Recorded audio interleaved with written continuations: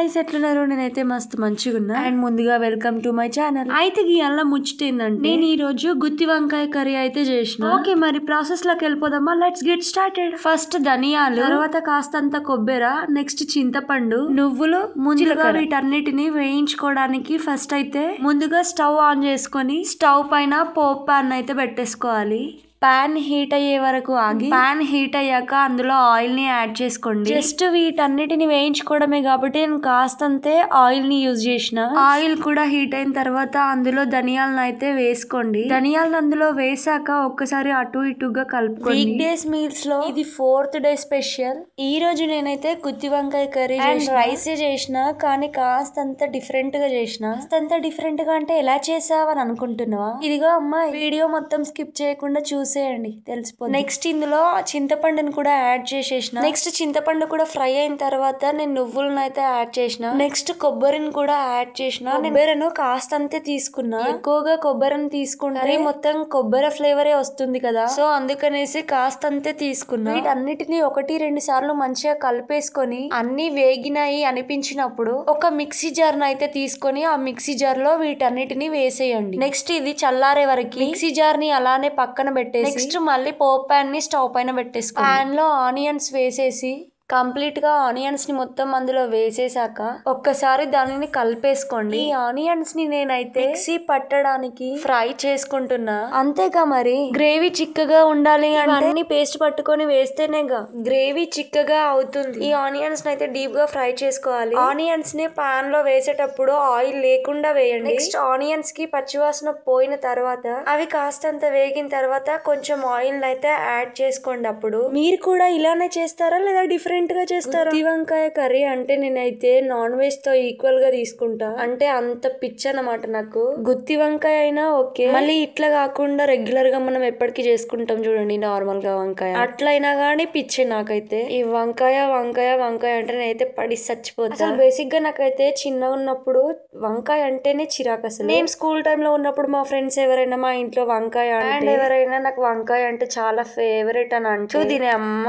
ఆ వంకాయను కూడా ఇష్టపడే వాళ్ళు ఉంటారని అనుకుంటుండే. కానీ ఇప్పుడు మాత్రం నాకే అదంటే పిచ్చి. ఆ టైంలో నేను వంకాయని తలుచుకొని ఇట్లా అనుకుంటుండే అని ఇప్పుడు తలుచుకుంటేనే నవ్వొస్తుంది నాకైతే. ఆ నిబ్బి స్టేజ్ లో మా ఇంట్లో వంకాయ కర్రీ నా లంచ్ బాక్స్ నేను మా ఫ్రెండ్స్ కి ఇచ్చి మా ఫ్రెండ్స్ బాక్స్ నేను తింటుండే. అంత నచ్చకుండే. కానీ అసలు ఇప్పుడేంటో అర్థం కదా ఎందుకంత పిచ్చు. ఇప్పుడు మాత్రం వీక్లీ 3 times పెట్టినా అదే మేస్తా. అట్లుంటది మనతోని. ఓకే గైస్, నెక్స్ట్ ఉల్లిపాయల్ని ఫ్రై చేసుకున్న తర్వాత సీజర్ లో పెట్టేసి నెక్స్ట్ టమాటాలని కూడా మంచిగా ఫ్రై చేసుకోవాలి. అసలు నాకు నాన్ వెజ్ లో అయితే మటన్, చికెన్, ఫిష్ ఇష్టం అనిపిస్తది. అదే వెజ్ కి వచ్చేసరికి అయితే ఫస్ట్ వంకాయ, దాన్ని ఎట్లా చేసినా సరే గానీ అది ఫస్ట్ లిస్ట్ లోనే ఉంటది. నెక్స్ట్ వచ్చేసి సాంబార్. మోస్ట్లీ చాలా మందికి అయితే అసలు సాంబార్ అంటేనే ఇష్టం ఉండదు. ఏదో నామకే వాస్తికి తింటారు అంతే, చాలా వరకు ఇష్టం ఉండదు. కానీ నాకు సాంబార్ అంటే కూడా ఇష్టమే. కానీ ఇంకా అందులో చింతపండుతో చేస్తారు కదా సాంబార్ యాక్చువల్ గా అయితే, అట్లా కాకుండా చింతకాయలతో చేస్తారు చూడండి, గదైతే మస్తు ఇష్టం. అసలు గా సాంబార్ అయితే మస్తు ఎగ్దమ్ ఉంటది. మీరు ఎప్పుడన్నా గా సాంబార్ ని టేస్ట్ చేసిన రెఫరెన్స్ చేస్తే కామెంట్ చేయండి. ఒకవేళ మీకు ఎవరికైనా సాంబార్ తెలియకపోతే నేను నెక్స్ట్ వీడియోలో ఆ చింతకాయల సాంబార్ ని కుక్ చేసి పెడతా, చూసేయండి. సూపర్ అంటే సూపర్ ఉంటది. ఎప్పుడు ట్రై చేయని వాళ్ళకి తప్పకుండా ట్రై చేయండి, మీరు ఒక మంచి టేస్ట్ అయితే మిస్ అవుతారు అది చేయకపోతే. ఓకే గైస్, ఈ టమాటాలు కూడా ఫ్రై అయిపోయిన తర్వాత వీటిని కూడా మిక్సీ జార్ లో వేసేసుకొని సన్నగా గ్రైండ్ చేసి పెట్టుకోవాలి. చలో రైట్, మరి మనం గ్రైండ్ చేసేసుకుందాం.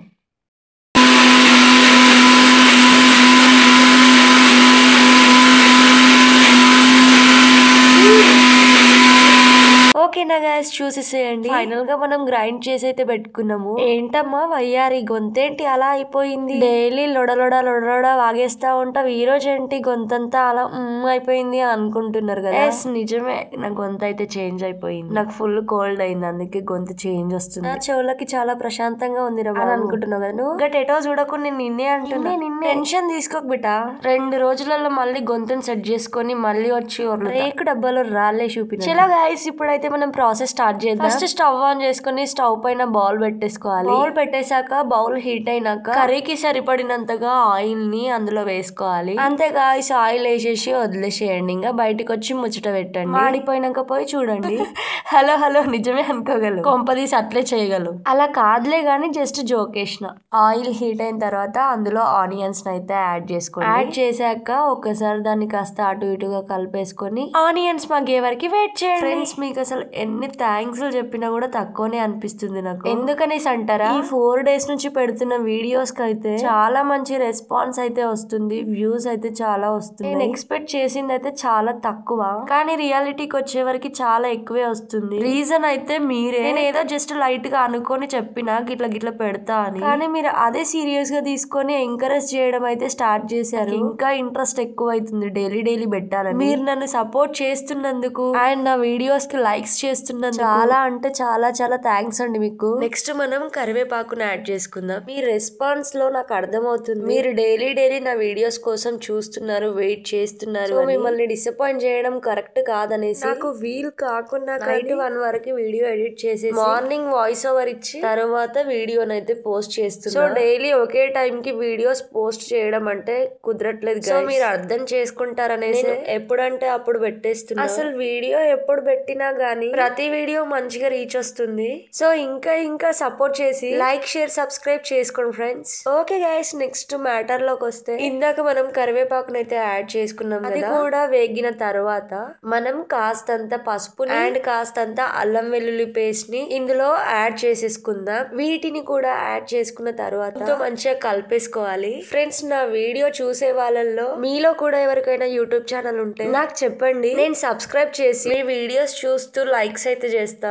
సో ఛానల్ ఉన్న వాళ్ళు చెప్పండి. ఫ్రెండ్స్ ఇంకా ఈ వీక్ డేస్ మీల్స్ లో ఇంకా 4 days అయితే మిగిలి ఉంది. ఈ అన్ని వీడియోస్ కి మంచి రీచ్ వస్తే next lunch box series start చేస్తానని చెప్పాను కదా. నేను అనుకున్న దానికన్నా కాస్త బెటర్ అయితే వచ్చింది, కానీ మీరు ఇంకా కూడా సపోర్ట్ చేయండి. కొత్తగా ఎవరైనా వీడియోస్ ని చూసి ఛానల్ ని సబ్స్క్రైబ్ చేసుకోండి అండ్ అలాగే వీడియోస్ అన్నిటిని స్కిప్ చేయకుండా ఎండ్ వరకు చూసి లైక్ చేయండి. ఓకే గైస్, ఇప్పుడైతే మనం మ్యాటర్ లోకి వద్దాం. మనం ముందుగా గుత్తి వంకాయల్ని కట్ చేసి పెట్టుకున్నాం కదా గుత్తిగా, వాటిని అయితే ఇందులో ఇప్పుడు వేసేస్తున్నా. ఈ వంకాయలను అయితే ఇందులో వేసేసుకున్న తర్వాత ఒకసారి మళ్ళీ గరిట పెట్టి తిప్పేసుకోండి, ఐ మీన్ కలిపేసుకోండి అని. అయ్యి బాబాయ్, మీరు ఇక్కడ ఒకటి గమనించారు, అందులో వంకాయలు చూడండి ఒకసారి. వంకాయలు 2 రకాలు కనిపిస్తలే, మరి అలా ఎందుకు వంకాయలు 2 రకాలు వేసావని అడగరే డౌట్. అబ్బా అన్ని నేనే చెప్పాలి, అన్ని నేనే అడగదంటే ఇట్లా చూస్తారు ఇంకేమన్నా అంటే.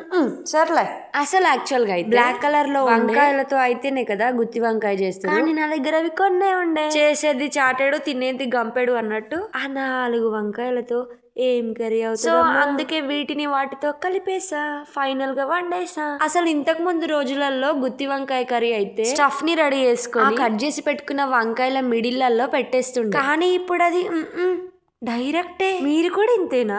అసలు అలా ఎవ్వరు పెట్టడమే లేదా. మీరు ఎవరన్నా అట్లా స్టఫ్ లోపల పెట్టి చేస్తారా? చేస్తే కామెంట్ చేయండి. వంకాయల్ని కలిపేసుకున్న తర్వాత మూత పెట్టేసేయండి. మనం ముందుగా గ్రైండ్ చేసి పెట్టుకున్న మసాలాలో కాస్తన్ని వాటర్ వేసి ఆ మసాలాన్ని కాస్త లూజ్ గా చేసేసుకోండి. అబ్బా ఇలా ఎందుకు అని అంటే, లూజ్ గా ఉంటేనేమో పీసెస్ తో మంచిగా కలిసిపోతుంది, గట్టిగా ఉంటే తొందరగా కలిసిపోదు కదా. సో అందుకే ఇట్లా చేయమన్నా. నెక్స్ట్ మూత పెట్టి ఒక 5 minutes అయిన తర్వాత మళ్ళీ ఒకసారి మూతని ఓపెన్ చేసి ఆ వంకాయలు కాస్త మగ్గినట్టు అనిపిస్తలే, గట్ల మూత తీసేసాక ఒక్కసారి కలిపేసుకోండి. నెక్స్ట్ ప్రాసెస్ ఏంటి అనేసి అంటే ఇందులో కారంని సాల్ట్ ని యాడ్ చేసుకోవడం. చిన్నగా ఉన్నప్పుడు మా మమ్మీ లోపల స్టఫ్ పెట్టి చేస్తుండే అని చెప్పినా కదా, గట్ల చేసిన దానికి గిట్ల చేసిన దానికి ఏమన్నా చేంజ్ ఉంటది ఆ ఫ్రెండ్స్ టేస్ట్? నాకైతే 2 ఒకేలా అనిపిస్తాయి, పెద్ద ఫరక్ అయితే ఏం అనిపించదు. మా మమ్మీ అప్పుడు లోపల స్టఫ్ పెట్టి చేస్తుండే కాబట్టి ఇప్పటికి కూడా అట్లనే చేయమని చెప్పి, అయినా కూడా నేనైతే అస్సలు చెయ్య.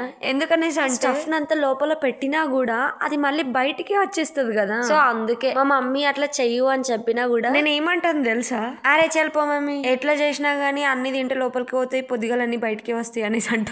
ఇది నిజమే కదా, నవ్వకండి మీరు. మరి ఎలా తింటే ఏముంది, ఏది తిన్నా కూడా లోపలికి పోతుంది, మళ్ళీ పొద్దున బయటికి వచ్చేస్తుంది కదా.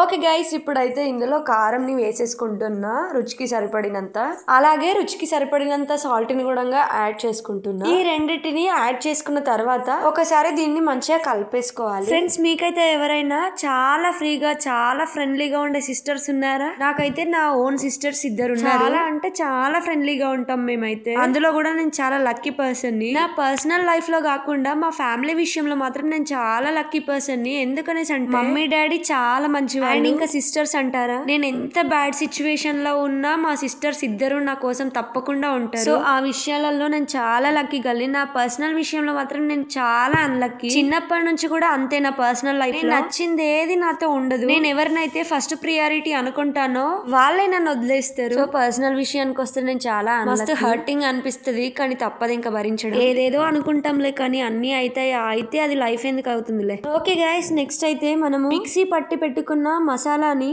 ఇందులో యాడ్ చేసుకోవాలి. యాడ్ చేసుకున్న తర్వాత మళ్ళీ ఒకసారి కలిపేసుకున్నాక మళ్ళీ ఫైనల్ గా మూత పెట్టేసేయండి. గైస్ నా ఫీలింగ్ అయితే అదృష్టవంతులు అని చెప్పాలి. అంటే పెద్ద పెద్ద కార్లు, పెద్ద పెద్ద బైక్లు ఉండడానికి చాలా పెద్ద బ్యాంక్ బ్యాలెన్స్, ఆస్తులు, కొత్త బట్టలు, పెద్ద పెద్ద ఫోన్లు, అంతా బంగారం, డైలీ ఒక ట్రిప్ కి వెళ్ళడం, ఇవన్నీ ఉండడం అదృష్టంగా. ఇవన్నీ ఉన్నా ఒకవేళ లేకపోతే మనల్ని మనలాగా అర్థం చేసుకునే పర్సన్ పక్కన ఉంటాయి. ఇవన్నీ దండగ. ఇవన్నీ లగ్జరీ లైఫ్ లేకున్నా బ్రతకగలని ఒక మంచి పర్సన్, మనల్ని అర్థం చేసుకునే పర్సన్ మన పక్కన లేకపోతే మాత్రం అది చాలా కష్టంగా. సో నా ఫీలింగ్ అయితే ఇవన్నీ ఉండడం అదృష్టం అయితే కాదు, మనల్ని మనలాగా అర్థం చేసుకునే ఒక మంచి పర్సన్ మన పక్కన ఉండడం అదృష్టం. నెక్స్ట్ మనం కాస్తని వాటర్ అయితే యాడ్ చేసుకోవాలి. ఒక్కసారి కాస్తంత కలిపేసుకొని మూత పెట్టేసుకోవాలి. నిజమే కదా ఫ్రెండ్స్, ఈ ఆస్తులు, అంతస్తులు, బ్యాంక్ బ్యాలెన్స్లు, కరెన్సీ కట్టలు, వీటన్నిటిలో ఏ ఒక్కటి కూడా మనతో లేకపోయినా చాలా హ్యాపీగానే బ్రతకొచ్చు. కానీ మన లైఫ్ లో మనల్ని మనలా అర్థం చేసుకునే ఒక మంచి పర్సన్ లేకపోతే ఆ లైఫే వేస్ట్ అనిపిస్తుంది. ఇది నిజమే కదా ఫ్రెండ్స్, మీకు ఇలానే అనిపిస్తుందా? ఓకే గైస్, నెక్స్ట్ వచ్చేసి వంకాయ ఉడికిన తర్వాత వంకాయ మసాలాను అయితే యాడ్ చేసుకోవాలి. ఈ వంకాయ మసాలాని యాడ్ చేసుకున్న తర్వాత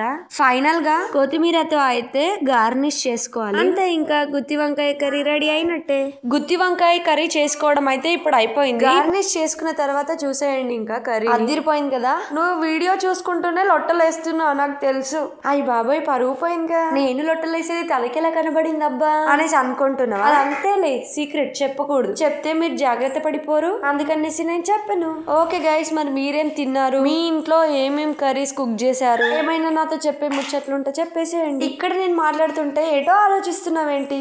ఓహో, December 31st వస్తుంది కదా, సో ఆ రోజు ఎలా చిల్ అవుదామని ఆలోచిస్తున్నావా? ఆ రోజు చిల్ అవ్వడానికి ఏముంది, సింపుల్, కోస్తే కేక్ అన్నా కోసే, లేదంటే ఎవడి పీకన్నా కోసే, సింపుల్ గా చిల్ అయిపోయినట్టే. అంతకన్నా చిల్ ఏముంటది, ఇంకా నెక్స్ట్ డే నుండి ఉంటది. ఇంకా కేక్ కోస్తే పర్లేదు కానీ పీక కోస్తే నే పరేషాన్. ఓకే గైస్, నెక్స్ట్ మనము రైస్ ఎట్లా కుక్ చేసుకోవాలో చూసేద్దాం. అబ్బా ఎక్కిరియొద్దు, రైస్ అంటే నార్మల్ గా ఎప్పుడు కుక్ చేసినట్టే, అందులో జర్ర డిఫరెంట్ గా చేసిన అని అనుకోవద్దు. చలో ఫస్ట్ అయితే కొత్తిమీరని పుదీనాని వాష్ చేసి పెట్టుకోవాలి. తరువాత మనకి సరిపడినంత బియ్యం అయితే తీసుకొని మంచిగా వాష్ చేసుకోవాలి. వాటిని వాష్ చేసుకున్న తర్వాత దానిలో రుచికి సరిపడినంత సాల్ట్ ని అండ్ కాస్తంత అల్లం వెల్లుల్లి పేస్ట్ ని వేసేసుకోవాలి.